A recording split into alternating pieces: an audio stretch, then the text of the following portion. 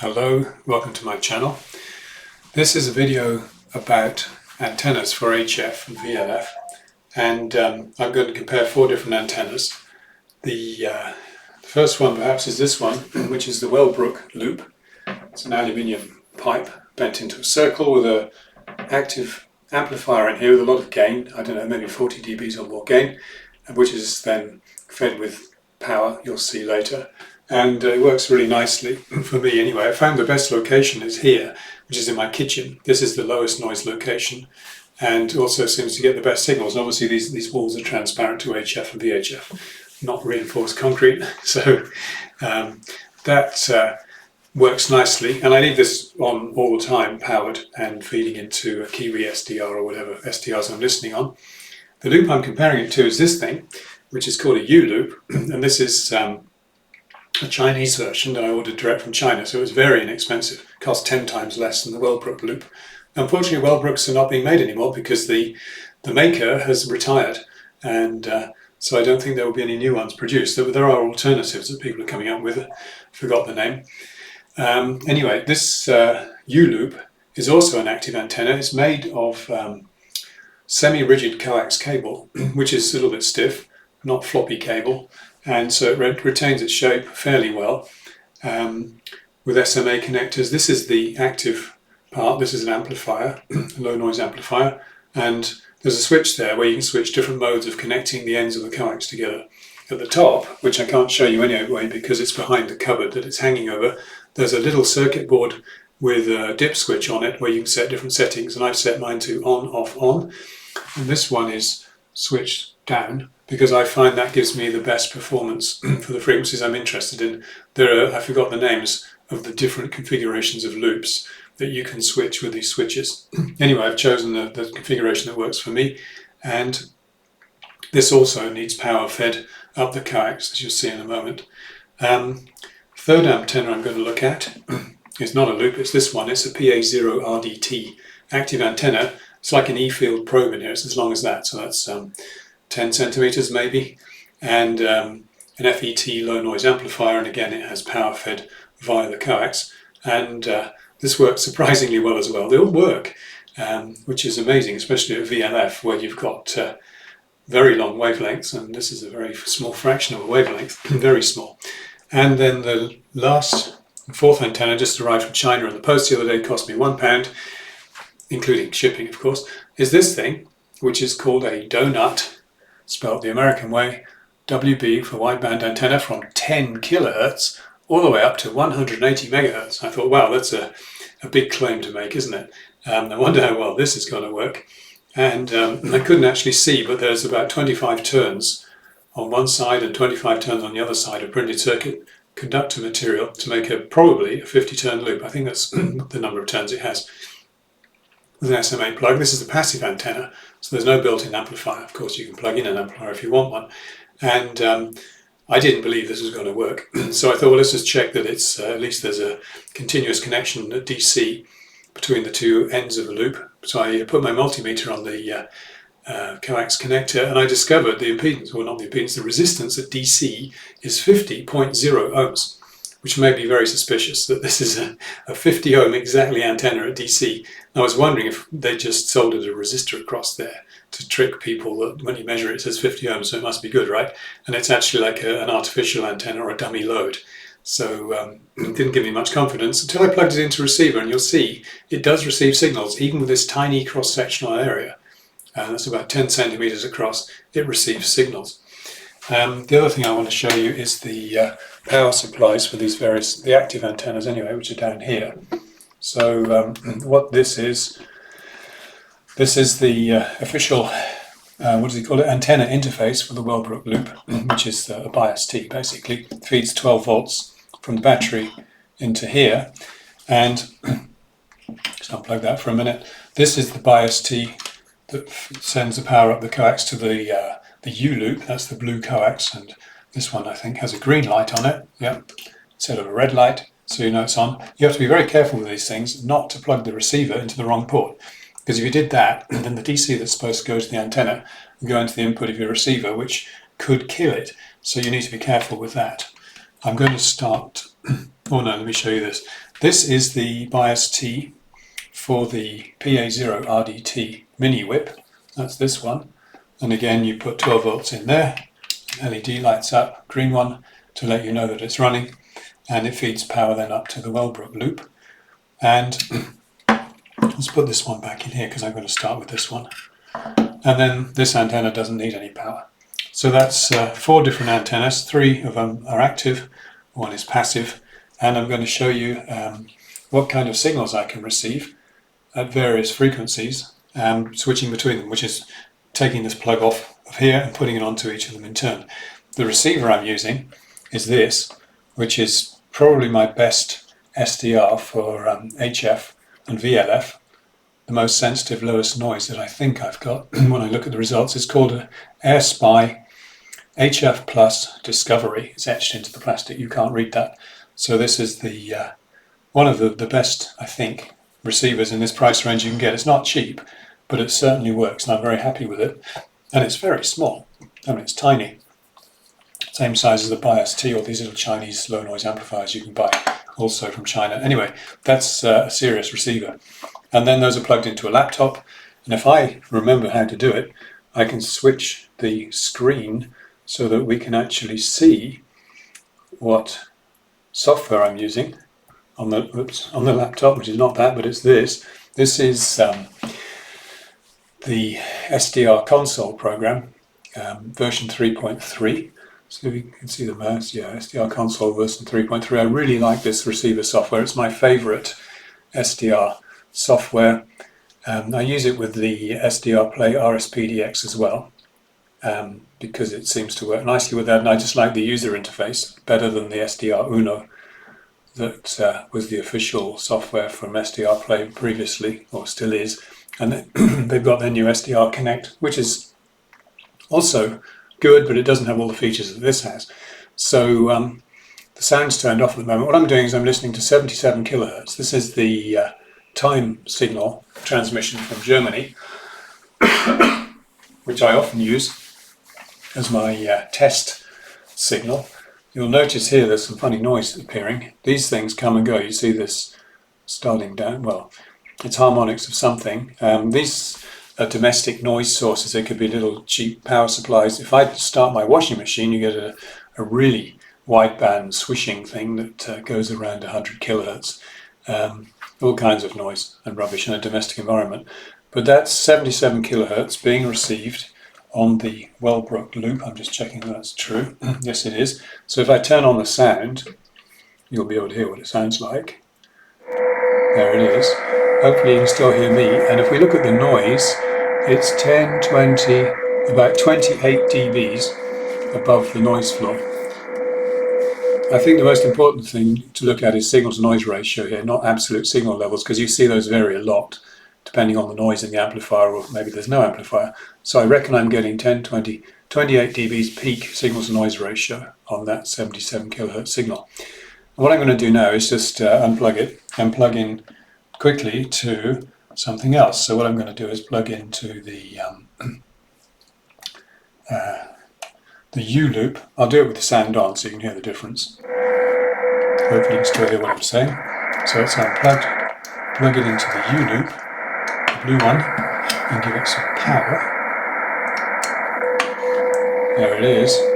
And now I've got 1022 maybe. I think I didn't make a note of the noise level, but it's about 22 dBs signals to noise. Hopefully you can hear me over that. So 22 dB signals noise ratio, roughly, just looking at the screen, which is, yeah, almost as good as the Wellbrook loop, but not quite. Although it's picking up less interference. You look down here, these things have disappeared. That looks like CW, 60 kilohertz. And this is MSF, the time signal from rugby and frequency standard. But the noise is much lower on this particular antenna at the moment. These things come and go. Maybe somebody just switched their thing off. Now they've turned it on again. So yeah, it's very difficult to make accurate measurements down here because of all the noise that keeps coming and going. Anyway, that's the Youloop. And then the third antenna I'm going to test is the PA0 RDT mini whip. So again, I'll turn the sound on so you can hear what happens as I switch over to that.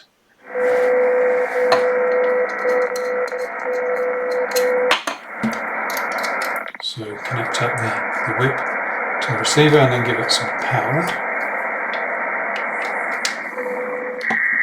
Whoa, interesting stuff. Well, yeah, somebody has turned on something, a neighbour's turned on something, and as you can see,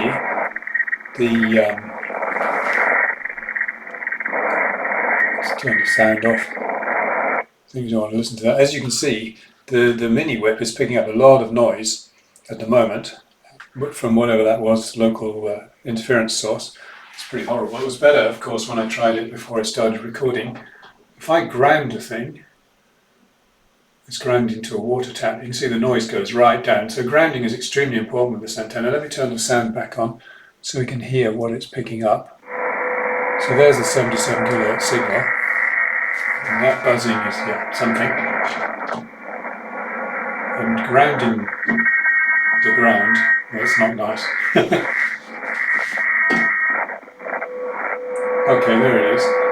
That's grounding on a water tap, and you can see the signal to noise ratio there is maybe 10 dBs, maybe, something like that.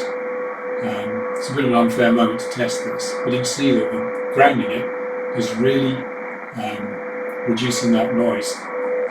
And it's taking the ground off again. So let's turn this sound off. So that's the third antenna. It was a bit of an unfair test because I really like the mini whip, but it needs to be outdoors and away from noise sources and grounded. And then the last antenna that I'm going to test is at this frequency is the tiny loop, which I'm going to plug in. Again, I'll turn the sound on for this so you can hear what happens. Oh, now the noise source has gone away. Yeah, maybe that's 15 dBs above the noise now. Signal to noise ratio, that's nice. The swishing thing down here, this is what my washing machine does. So it must be a neighbour's running their washing machine, conveniently. Anyway, so now I'm going over to the tiny loop antenna. As you can hear, there's the signal. And if I move it around, wow, there we've got about 20 dB signal to noise ratio.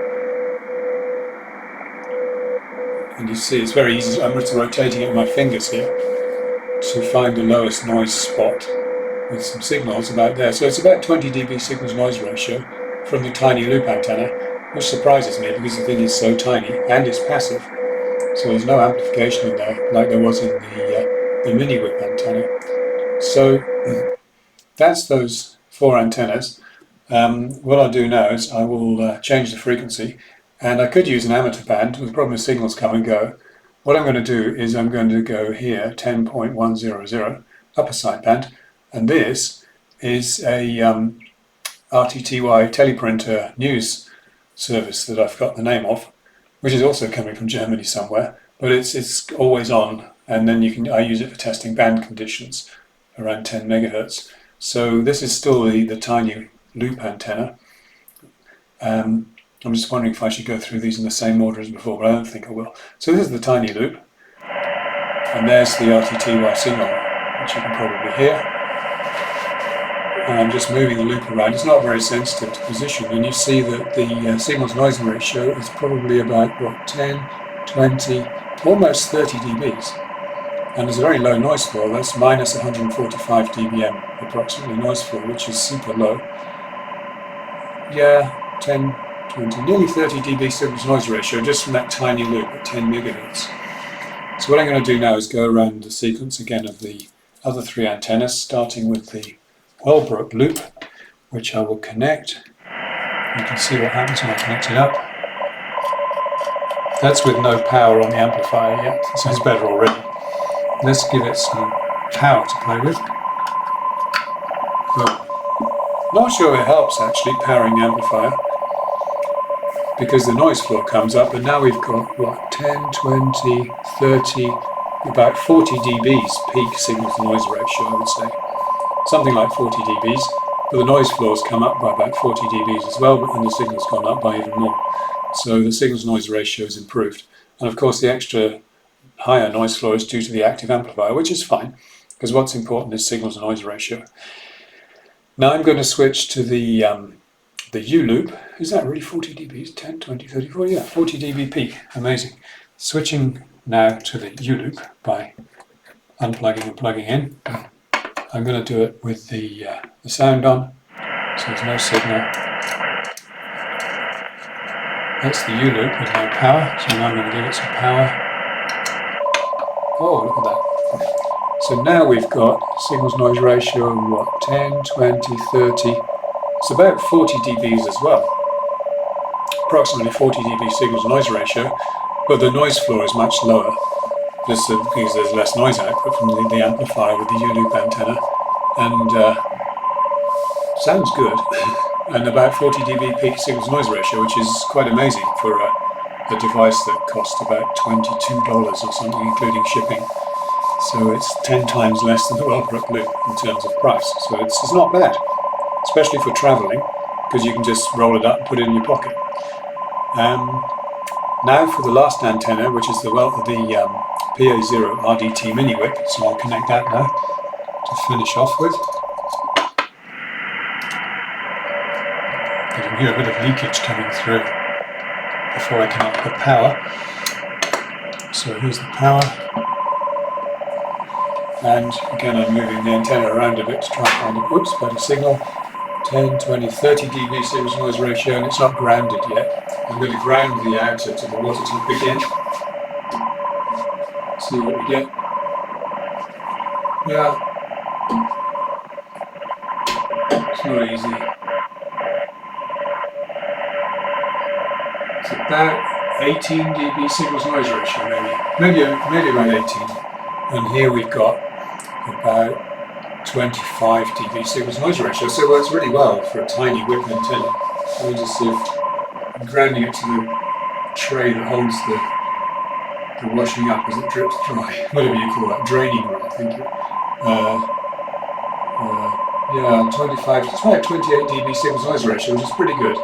Normally these antennas work much better when they're outside in free space, away from any buildings. So let me turn the sound off. I think I've heard enough of that.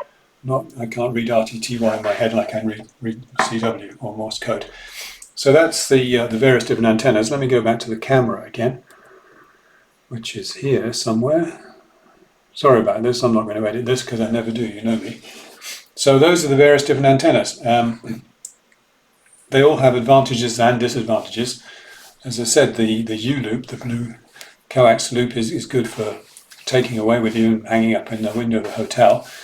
This is as well, except it's got heavier, bigger boxes and more of them, but it's pretty good. But it really likes to be outside, and when I was grounding it, I was grounding this ground to a water pipe near the window to make the noise go down. And it's fairly important to ground this, because it is an electrostatic probe and it has to work against something, so it needs grounding.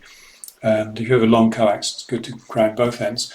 Also, which I like, inside the bias T for this, is there's a jumper you can take on and off inside, as to whether you want the ground connection to be continuous between the antenna and the receiver or not, because it uses a little Bowen transformer inside that gives a nice DC block, and that helps sometimes. Usually I leave this receiver floating. I don't have the ground connected through to here. I find that works better for me, but it depends on your environment. And this one I didn't even try grounding, and this I didn't try grounding that either. So that's a comparison of various different very small antennas which you could use in a compromised environment, like a small flat or a hotel room or something. And I think they're all, apart from the Wellbrook loop, I think they're all easily transportable. Let me see if I can show a bit more of this one. This is the Youloop, and really you can just unscrew these SMA connectors and fold the thing up fairly small, maybe 15 centimeter diameter, put it in your pocket or put it in the bag. This is the coupling at the top with the three switches, which you can change to give the best signal for you. And there you can see the setting I'm using. I call it 101, on, off, on, for a particular loop configuration. Here's the amplifier at the bottom. This actually gets quite warm sometimes. It's not, it's because it's not powered, but when it's powered for a while, it gets warm. So there's nothing wrong with it. It just dissipates some heat because it's got a high third intercept point, no doubt, so it's going to have to be dissipating power. Anyway, that's enough for me. Hope you find this video useful, and please remember to make comments or ask questions in the comments, or relate your experiences of different receiving antennas for different environments. And these days, of course, QRM is a problem. Locally generated noise is a serious problem in domestic environments. If you're out in the countryside in the middle of a field, then it doesn't become an issue. But indoors in buildings, then it's a serious problem with all these, as you know, chargers. Actually, I'll show you the worst offender I have for generating noise, which these antennas pick up in a big way and it ruins everything, is this thing. This is actually the charger for the battery that I was using to power these, which I'm not going to show you. It's a lithium iron phosphate battery, and this charger is the biggest noise source that I own. It's amazing, wipes out everything. Made in China, cheap, very light. It works for charging batteries, 10 amps, so it'll charge that small battery 8 ampere hours in about an hour. But yeah, so you have to really watch out for noise sources, and I think hunting noise source, this is what I do sometimes. This is going to be a really good antenna for that, because I can listen to a frequency of interest and then go around hunting for noisy power adapters, mobile phone chargers, TV power supplies. Or the sound bar on a TV that I have is also a bad offender for generating noise. Not the sound bar itself, but the power supply. When the TV's turned off and the sound bar's gone to sleep, that generates a lot of noise. So you have to go around switching these things off, pulling the plugs out, and if possible, running everything on batteries. So there we are.